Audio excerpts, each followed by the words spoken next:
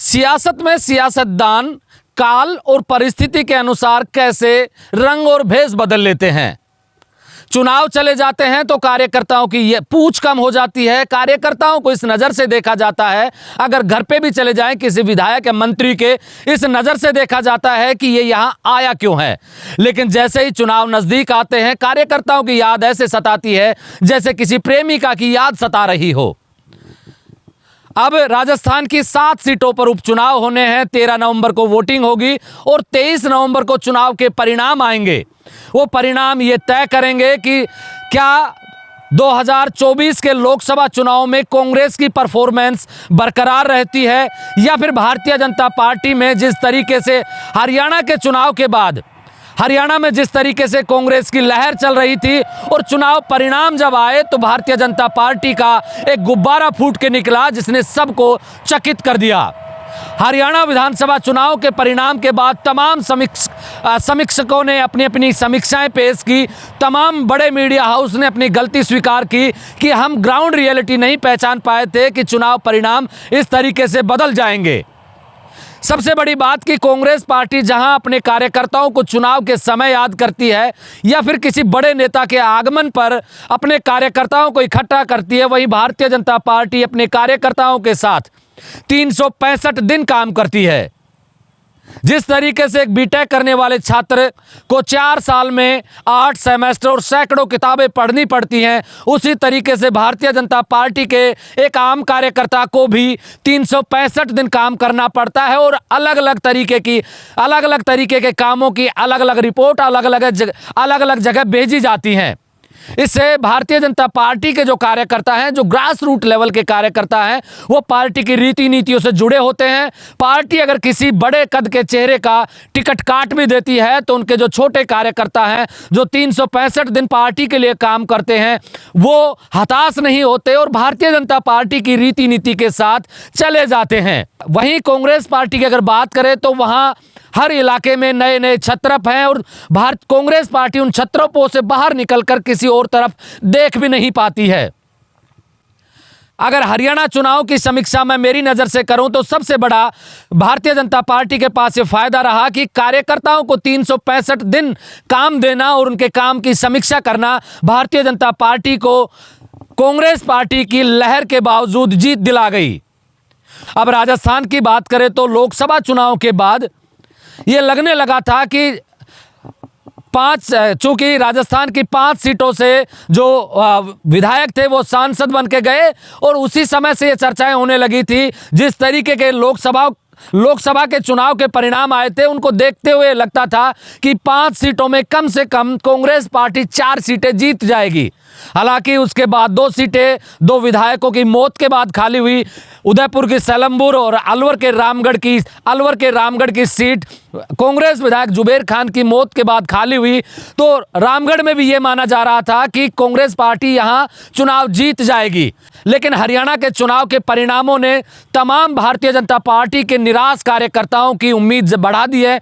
वहीं कांग्रेस पार्टी के उत्साह में खलल डालने का काम किया है। मैं कल झुंझुनू था। झुंझुनू में जिस तरीके की सियासत चल रही है, झुंझुनू की बात करें तो लोकसभा चुनाव में जहां तमाम मीडिया ये कह रहा था कि विजेंद्र ओला राजस्थान की पहले सांसद बनेंगे और सबसे बड़े मार्जिन से जीत के आएंगे, लेकिन उनकी हार और जीत का अंतर महज 20,000 वोटों के आसपास रहा। इससे ये पता लगता है कि भारतीय जनता पार्टी किस मैकेनिज्म पे काम करती है, किस तरीके से अपने कार्यकर्ताओं को जोड़ कर रखती है और 365 दिन अपने कार्यकर्ताओं को काम देने की रणनीति का यह प्रतिफल मिलता है कि जब चुनाव आते हैं तो आपको जीत ना मिले लेकिन आपको हार इतनी बड़ी नहीं मिलती कि आपको निराश होना पड़े। वहीं विजेंद्र ओला के सांसद बनने के बाद में खाली हुई सीट पर कांग्रेस पार्टी जहां उनके बेटे अमित ओला पर दांव खेल सकती है, वहां से जो जिलाध्यक्ष हैं सैनी समाज से आते हैं उन पर दांव खेल सकती है। एमडी चोपदार जो मुस्लिम समाज के बड़े नेता हैं और मदरसा बोर्ड के चेयरमैन हैं, उन पर कांग्रेस पार्टी दांव खेल सकती है। वहीं एक नया, बिल्कुल नया चेहरा है सुनील कुमार झांझड़िया, जो जेएनयू से पढ़ के आए हैं, लौटे हैं और उन्होंने राजस्थान यूनिवर्सिटी में अपनी सियासत की शुरुआत की थी, उसके बाद जेएनयू में पढ़ाई की। उन पर भी कांग्रेस पार्टी दांव खेल सकती है, लेकिन ये लगभग ये तय माना जा रहा है कि कांग्रेस पार्टी और विजेंद्र ओला अपने घर के बाहर इस टिकट को नहीं जाने देंगे। तो लगभग ये तय माना जा रहा है कि झुंझुनू से कांग्रेस पार्टी की तरफ से अमित ओला का नाम लगभग तय है। वही भारतीय जनता पार्टी की बात करें तो 2018 में प्रत्याशी रहे राजेंद्र भांबू को टिकट मिल सकता है।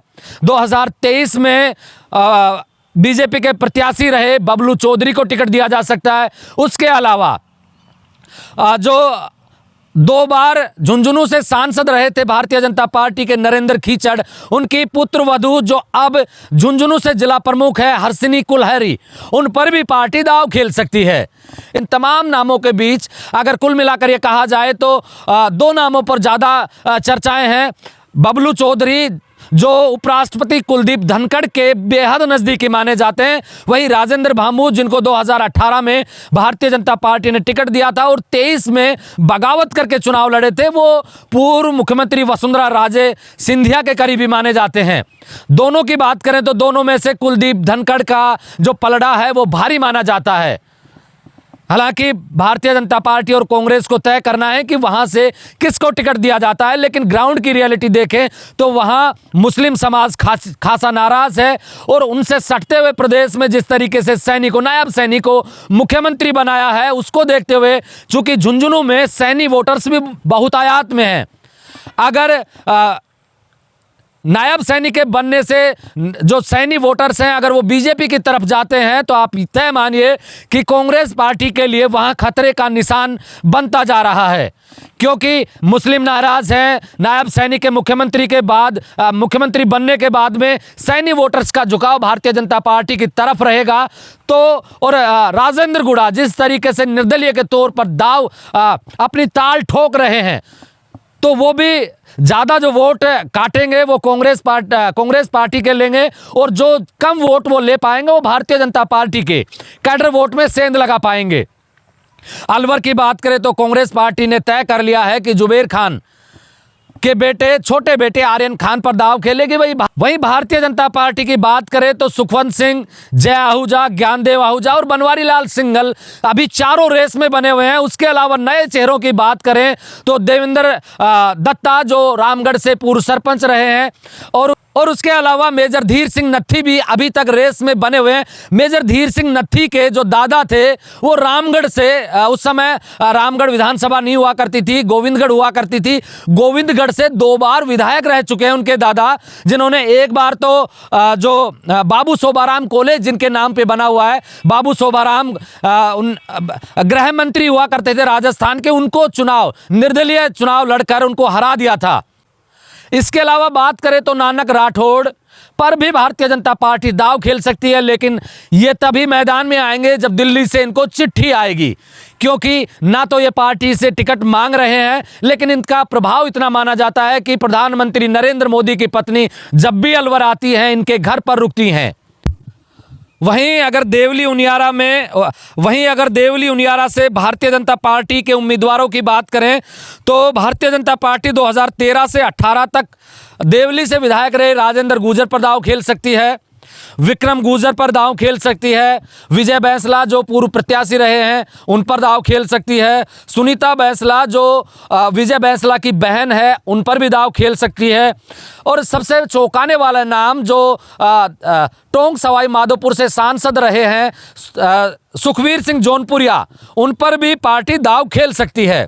कांग्रेस की बात करें तो कांग्रेस से नरेश मीणा जिनकी पैरवी प्रहलाद गुंजल खुद कर रहे हैं, खुले मन से कह रहे हैं कि मैं चाहता हूं कि मेरा छोटा भाई नरेश मीणा देवली से चुनाव लड़े, और वो दमदारी से नरेश मीणा की पैरवी कर रहे हैं।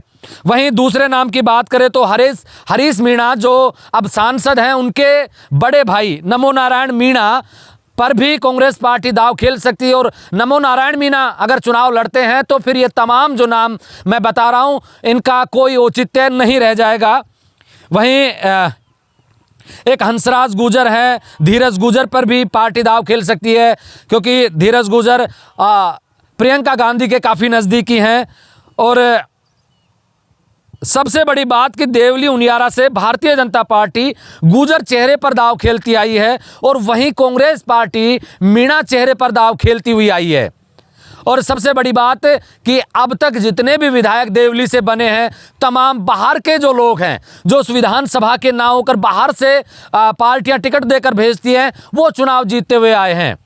वहीं अगर दौसा में भारतीय जनता पार्टी के प्रत्याशियों की बात करें तो सबसे पहला नाम किरोड़ी लाल मीणा के भाई जगमोहन मीणा का नाम आता है, क्योंकि जिस तरीके की सियासत किरोड़ी लाल मीणा कर रहे हैं तो ऐसा देखने को मिलता है। और लोग कह भी रहे हैं कि किरोड़ी लाल मीणा चाहते हैं कि उनके भाई जगमोहन मीणा को टिकट मिले। हालांकि पार्टी इस पर विचार ना भी करे, क्योंकि उनके भतीजे किरोड़ी लाल मीणा के भतीजे महुआ से राजेंद्र विधायक भी हैं, खुद किरोड़ी लाल मीणा भी विधायक हैं। तो ऐसे में परिवार में तीसरे को टिकट देना बड़ा मुश्किल हो सकता है। लेकिन जिस तरीके से किरोड़ी लाल मीणा बीजेपी से नाराज है, मंत्री पद से इस्तीफा दे रखा है और उनको मनाने के लिए पार्टी उन पर दांव खेल सकती है।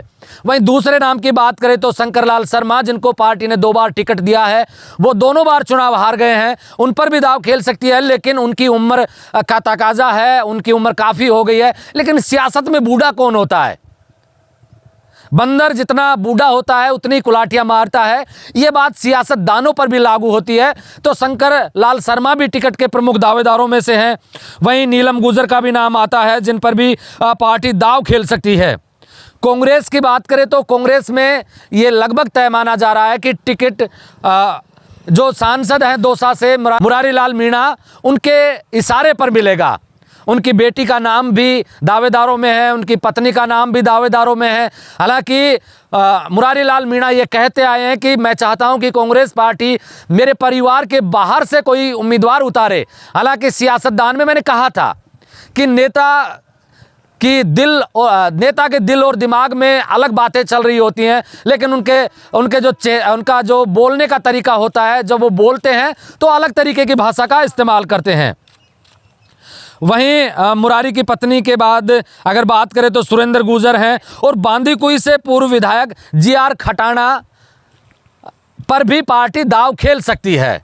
सबसे बड़ी बात कि 2024 के लोकसभा चुनाव के बाद में कांग्रेस पार्टी जिस तरीके से उत्साह में थी और भारतीय जनता पार्टी में ऐसा लगने लगा था कि अब प्रधानमंत्री नरेंद्र मोदी की वो लहर धीरे धीरे घटने लगी है। हरियाणा के चुनाव ने इन सबको बदल के रख दिया और जहां एक समय ऐसा लग रहा था कि ये चारों सीटें कांग्रेस आसानी से जीत सकती है, अब लोग ये कहने लगे हैं कि चारों ही सीटों पर मुकाबले में है। और भारतीय जनता पार्टी अपने कार्यकर्ताओं के साथ जिस तरीके से काम करती है, छोटे छोटे कार्यकर्ताओं को छोटे छोटे काम देकर 365 दिन बिजी रखती है, उसको देखकर ये लगता है कि भारतीय जनता पार्टी हरियाणा की तर्ज पर कोई नया गेम कर जाए तो कोई इसमें दो राय नहीं है। आप मेरे साथ देख रहे हैं ब्लैक एंड व्हाइट सच। मैं महेंद्र यादव। जय हिंद, जय भारत।